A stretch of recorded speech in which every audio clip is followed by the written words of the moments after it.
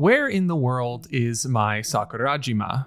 As we enter a new arc of Rascal Does Not Dream of Santa Claus, it's impossible not to feel the giant Mai-shaped hole in the show growing ever wider. She shows up every once in a while, but never in a significant way.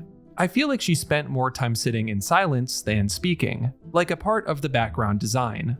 She's the 29th most popular character on my anime list. It's not an exaggeration to say that she's a huge driver of the series' success, which makes it all the more surprising to see her fade the longer this season has gone on.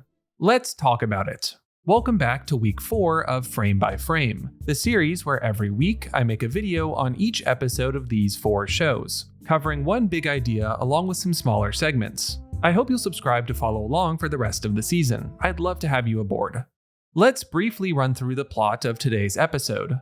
Sakuta learns that Toko Kirishima is both invisible to everyone else and is apparently distributing puberty syndrome. Akagi is one of those people.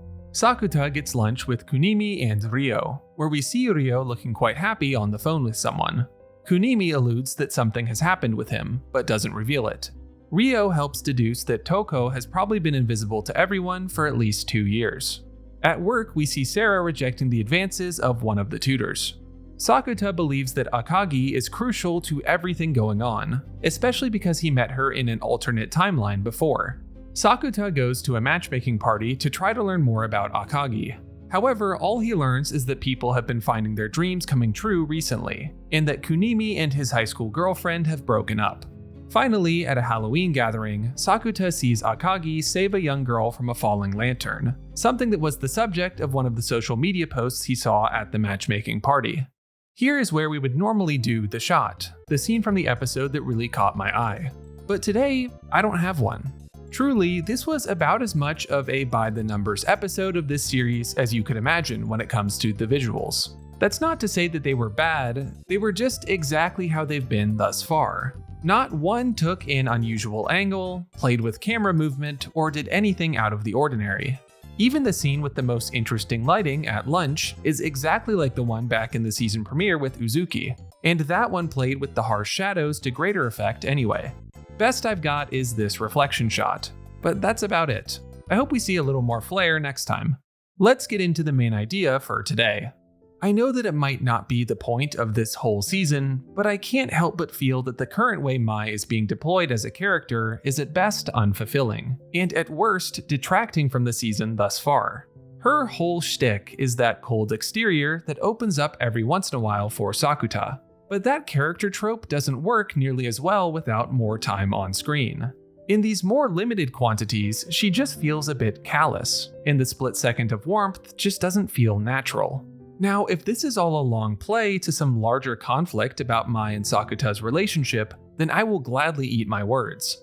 But the show doesn't feel like that's where it's trending towards. The stability of their relationship feels like a constant, but the parts of it we see on screen don't bolster that idea. I feel like their dynamic has lost all of its charm. Like, what is Sakuta getting out of this? Or Mai, for that matter? Moving forward, I really want to see more time between these two. It's a show that is nominally listed as both a drama and a romance, but I see no argument that this season fits the latter billing so far. It's almost anti-romance at this point, or the suggestion of a relationship, not a real one. Now, I want to offer the flip side of this coin, which is what the show has been filling that empty space with in Mai's absence.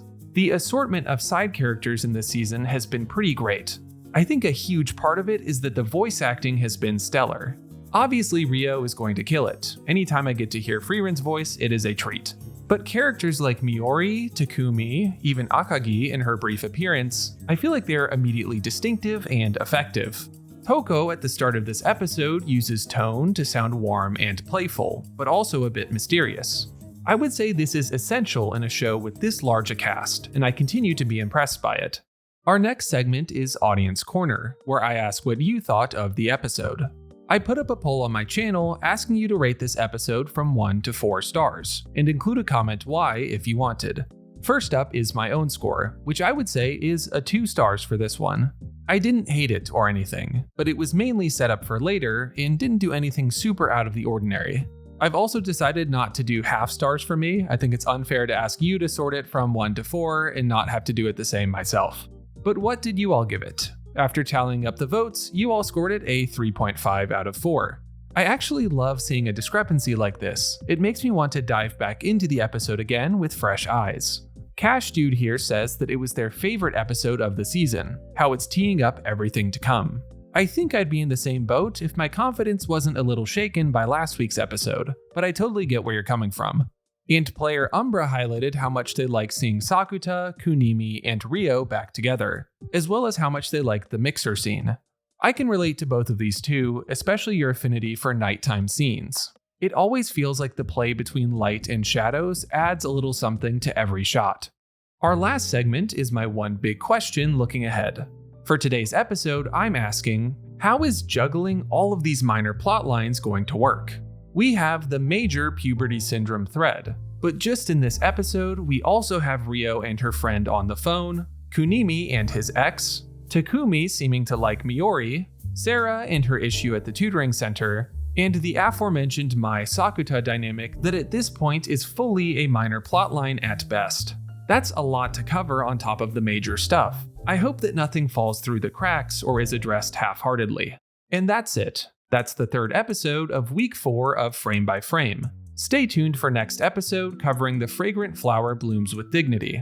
If you missed any past episodes, I have playlists for all of these series on my channel. As always, liking and subscribing helps a lot and will keep you in the loop. I'm SlamAnime, and have a great rest of your day.